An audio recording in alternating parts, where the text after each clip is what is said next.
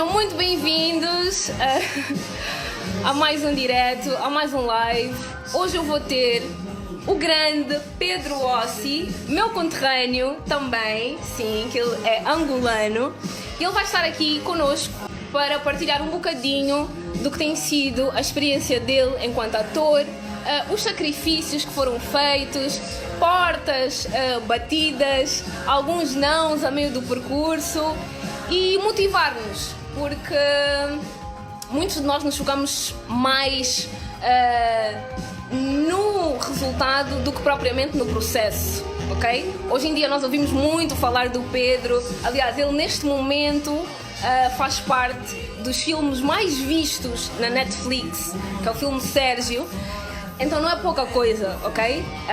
E ele vai nos contar tudo isto aqui hoje numa conversa super informal. Viva! Olá! Está tudo bem? Tudo bom contigo? Está tudo ótimo. Tu onde é que estás neste momento? Tu estás em Lisboa? Estás em Luanda? Em que parte do mundo é que tu tens? Estou em Lisboa. Estou a viver a minha quarentena em Lisboa. Como é que tem sido? Como é que tem sido a tua quarentena? Já aconteceu tanta coisa, já vivi tantos momentos, alguns melhores, outros piores, mas ultimamente sinto-me mais estável, não é? Até porque já estamos neste registro há algum tempo e não é fácil, não é? Nós estamos a viver uma realidade um pouco estranha, não é? E por mais que hoje em dia pareça que já estamos adaptados, não é? A isto, continua a ser estranho. Eu hoje saí, fui à rua e de repente olhei à minha volta e vi, não é, toda a gente com máscara, eu inclusive, não é? E é estranho, ainda não é uma coisa fácil de assimilar, não é? Esta nova realidade. Eu quero que tu contes como é que foi a tua trajetória até tu te estreares no teu primeiro projeto televisivo e partilhes isto connosco. Porque foi o que eu disse ao início. Muitas vezes nós nos focamos mais nos resultados, não é? Quando vimos um rosto em televisão ou no cinema, do tipo, eu também queria estar aí. Mas nós não sabemos como é que foi o processo, como é que foi a trajetória, quantos nãos na vida tu recebeste, os sacrifícios que tu tiveste que fazer, desde estar longe da família, andar em diferentes escolas, porque tu estiveste em Paris, estiveste em LA. Eu nasci em Angola, nasci em Luanda, na maternidade Augusto de Angola, no Miramar. E saí de Luanda com 2 anos de idade, vim para Portugal. A minha mãe era muito nova, a minha mãe teve-me com 15 anos. Ok. Então era muito nova, não é óbvio, então a minha família vem toda para cá, depois a minha mãe regressa para Luanda para trabalhar, não é? Para cuidar do filho e eu fiquei com os meus avós, mas sempre com a presença da minha mãe, não é? Porque ela depois trabalhou na TAG, foi hospedeira da TAG, então isso facilitava.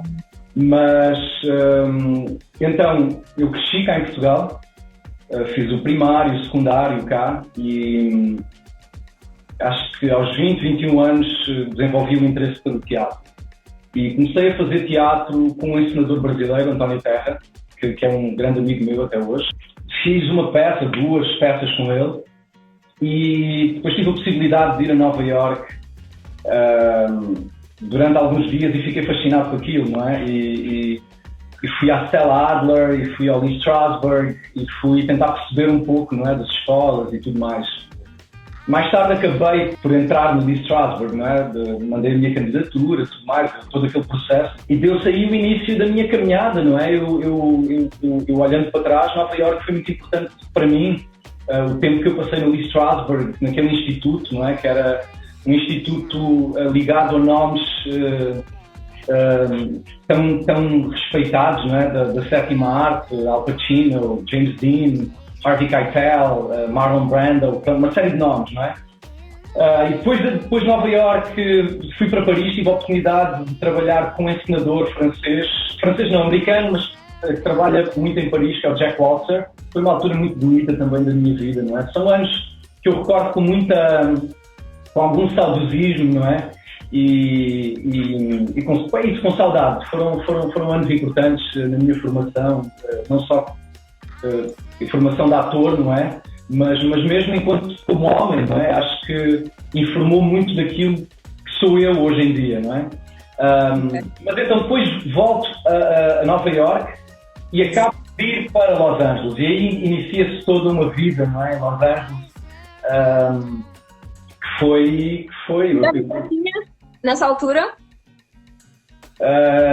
Uns 25 anos, mais 25, sim, por aí, 25, 26 anos. Tu és angolano, foste para Portugal com 2 anos, cresceste em Portugal, mas obviamente tu és filho de uma mistura, não é? Tu não és nem negro, nem branco. Tu és o famoso latão, o cafuso, né? Ou o cabrito, como se diz nas gírias.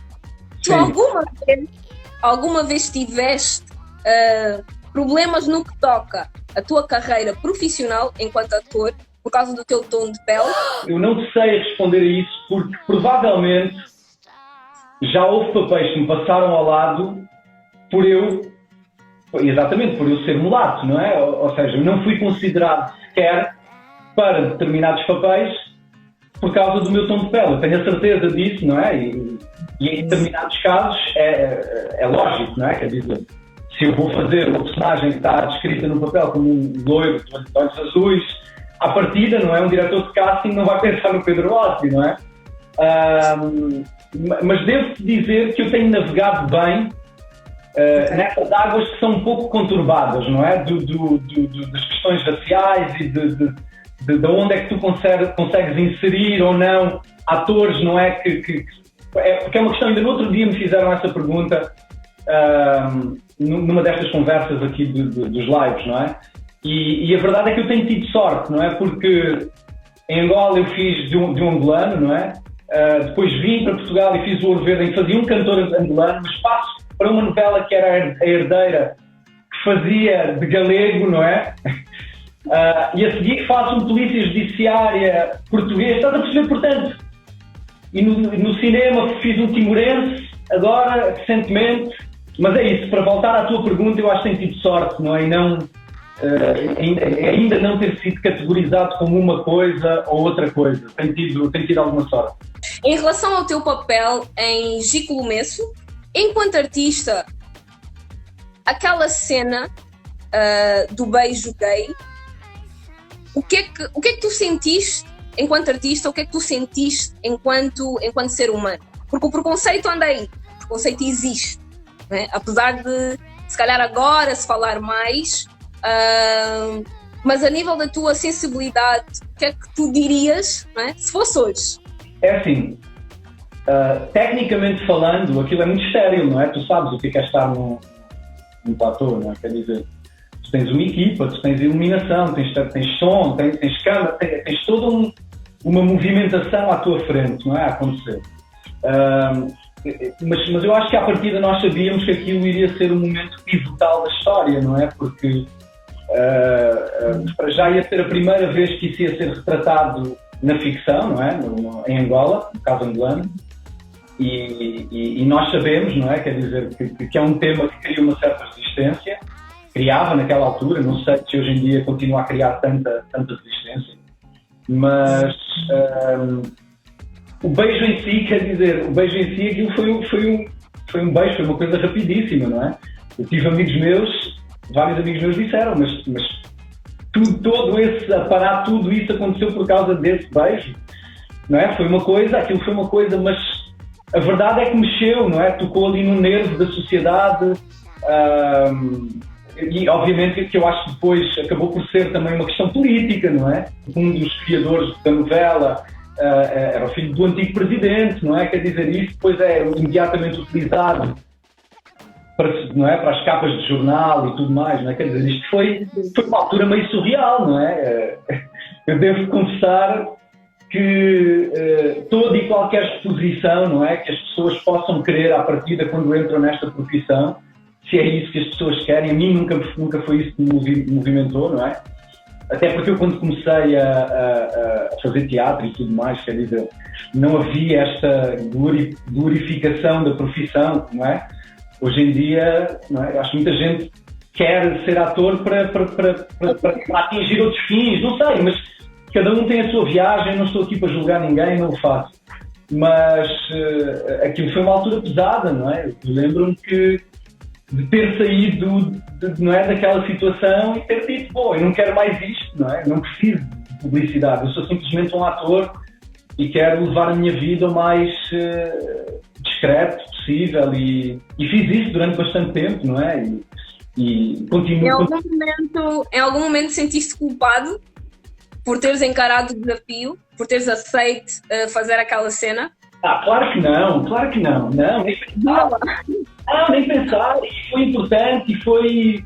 E eu quer dizer, nós estávamos a defender aquelas personagens, não é? Estávamos a avançar a história daquelas personagens. E fazia sentido aquilo acontecer. Não era uma coisa gratuita, não é? Ali no guião. Foi uma coisa preparada, com muito carinho. Aliás, eu acho que o Gicomeses foi muito bem escrito. Foi extremamente bem filmado, foi muito bem atuado. Eu acho que Angola tem talentos tremendos. Infelizmente, temos uma indústria que é inexistente hoje em dia, não é? O país tem problemas mais urgentes, não é? E que necessitam de ser atacados com mais urgência. Infelizmente, a cultura acaba por cair para segundo plano, não é? Mas eu espero que esta não seja a realidade por muito mais tempo, mas é a realidade hoje em dia. Tu és um go-getter, e daí eu ter atribuído este título à nossa... nosso live. Não sou, não. Tu sabes que é interessante tu teres dado essa descrição e eu não acho que sou, por acaso. Eu vou-te explicar o porquê que eu atribuí este título ao nosso direto. Primeiro porque tu andas de moto, ok? Qualquer pessoa que ande de moto, para mim é um go-getter, ok? Ele não vai ficar à espera, ele vai pegar na sua moto e arranca. Depois, porquê? Tu mencionaste aqui, tu passaste por teatro, tu fizeste algumas formações ao longo do teu percurso. Imagina quanto tempo é que se calhar ele teve essa aspiração, quantas portas se calhar foram fechadas para ele poder estar aqui hoje e fazer o que gosta, não é? Então, para mim, tu és um go-getter. Porquê? E sem limites, porque o fator idade, se calhar o fator etnia, não te impediu de ir atrás do teu sonho. Eu não sei se isso faz sentido para ti, mas para mim, enquanto telespectadora, alguém que te segue, alguém que aspira um dia poder fazer parte de projetos tão bons como tu fizeste, então eu vejo-te como realmente essa pessoa. Portanto, não partas o meu coração. Mas olha, não, sabes, deixa-me dizer-te uma coisa, é assim, eu descobri relativamente cedo a minha vocação. E fui fazendo projetos, não é? Fui fazendo teatro, recebi uma bolsa de estudos para estudar no Strasbourg, não é? O que me possibilitou em Los Angeles continuar os meus estudos. Fazia parte de um grupo de teatro lá. Como te disse, comecei por fazer cinema, não é? O primeiro filme que eu fiz é um filme mexicano, que se chama Borderline, é um filme independente. E isso fiz com 28, 29 anos, eu era o protagonista do filme. E depois, com 30 e poucos, fiz o filme do Zezé Gamboa, o Grande Quilápio, ao lado do Lázaro Ramos. E depois voltei a fazer teatro. E depois realizei um filme. E depois estive a trabalhar numa produtora a desenvolver projetos com o Rui Costa Reis, em Los Angeles. Foi outra vida que eu vivi, estás a ver, em que eu não atuei, em que eu disse, este universo está aqui à minha frente, deixa-me tentar aprender como é que se faz isto. E foi uma loucura, né? Porque eu não percebia nada daquilo e de repente estava exposto a uma realidade que não era a minha, que era tudo o que acontecia por trás de fazer um filme acontecer. Mas sim, quer dizer, a minha entrada em televisão é já com 30 e tal anos. Eu acho que tinha algum preconceito em relação à televisão. Devo confessar. para alguém que começou por ter um preconceito, eu tenho feito muita televisão nos últimos anos.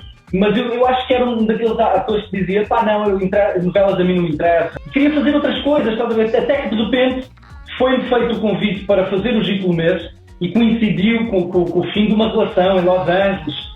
E eu lembro-me de dizer, pensar para mim, eu preciso de uma separação geográfica.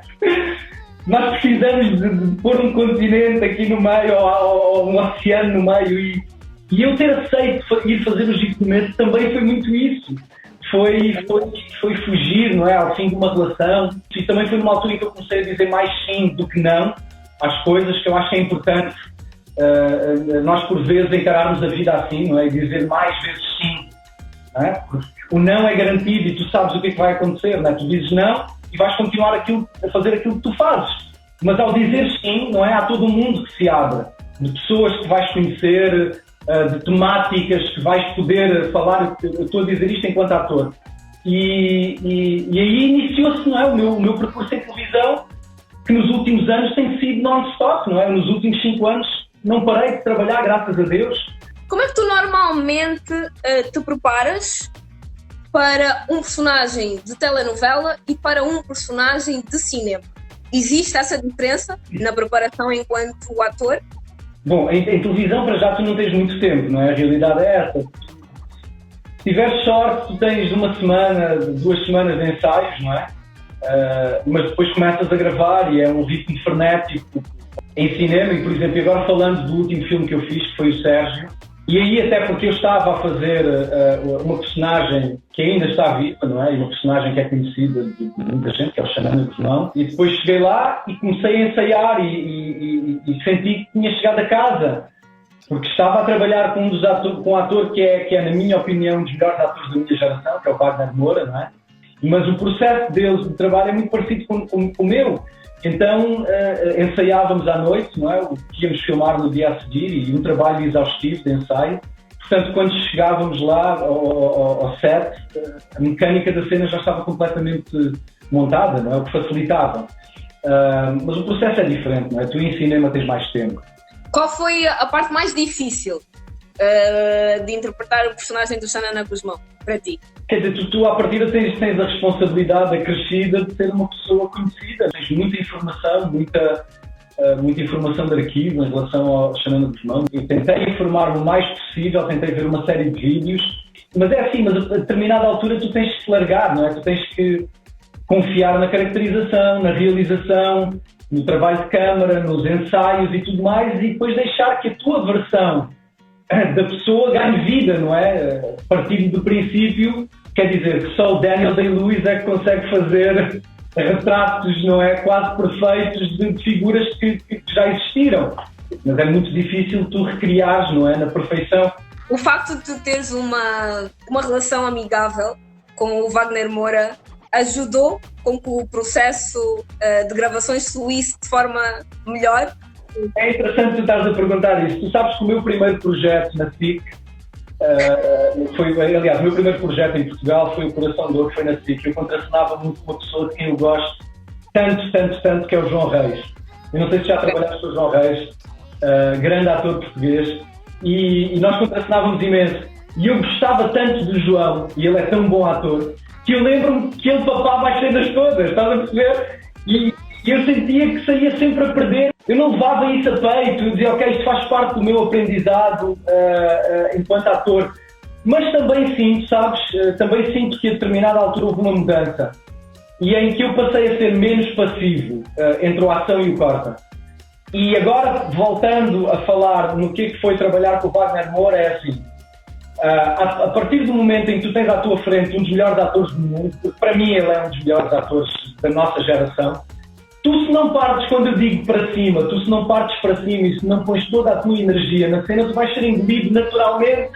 Isso já está garantido, não é? Porque essas pessoas não te vão dar a cena, não é? Mas eu acho também que é aí que se criam boas cenas de cinema, de televisão, de teatro. É quando tu tens duas pessoas que não... Quer dizer, que não vão ceder o terreno à outra, não é? Eu acho que é aí que se gera o conflito.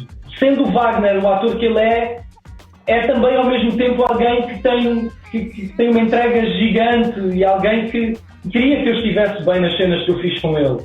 Entretanto, eu quero que tu me contes como é que surge, o porquê e o que é que tu esperas do teu novo projeto de entrevistas. Aquilo vai especificamente para o YouTube, as pessoas podem ver em que plataforma, no IGTV, conta tudo. Isto já tem alguns anos, não é? Porque como te disse, eu realizei um filme, eu tenho um filme realizado por mim. Portanto, estar por trás das câmaras é algo que me interessa e que sempre me interessou. Eu comecei por querer desenvolver um documentário e depois, por uma questão de tempo, eu não consegui fazer o documentário porque estava a fazer vários projetos, não é? Uns a seguir aos outros. Mas agora tive algum tempo parado, não é? Porque entre projetos, e decidi finalmente começar a fazer este meu pequeno espaço de intervenção, ou seja, que consiste em entrevistas, não é? Filmadas, que se chama O Processo das Coisas, e que fala do processo das pessoas, não é? O processo que nos é comum a todos nós, porque eu acho que nós, por vezes, é-nos incutida esta sensação de separação, não é? Que nós somos todos muito diferentes uns dos outros, quando eu acho que não. Nós somos todos muito mais parecidos uns dos outros do que aquilo que nos é incutido. E então o meu primeiro entrevistado foi o Wagner Moura. Essa entrevista já está disponível. As pessoas podem encontrar a página no YouTube ou no meu Instagram. Depois o meu segundo convidado é o Nástio Mosquito, que é um artista brilhante, angolano, grande amigo meu também de infância, uma pessoa relevante, com uma visão bonita da vida, não é? Portanto, sim, tem-me dado um gosto tremendo de fazer estas entrevistas. Eu espero que as pessoas vejam. Eu estou a receber um feedback muito bom. Pedro Otti, muito obrigada por esta oportunidade, por este momento. Eu espero poder ver em breve, assim que toda esta loucura da pandemia acabe, ou acalme, pelo menos. Muito obrigada. Obrigado, Olha, cuida-te, porque isso eu acho que ainda vai piorar antes de melhorar aí no Brasil. É o meu feeling. Cuida-te, okay. Tá? Com certeza. Um beijo enorme e tudo de bom. Continuação de uma boa quarentena. Beijinho. Obrigado. Beijo. Tchau.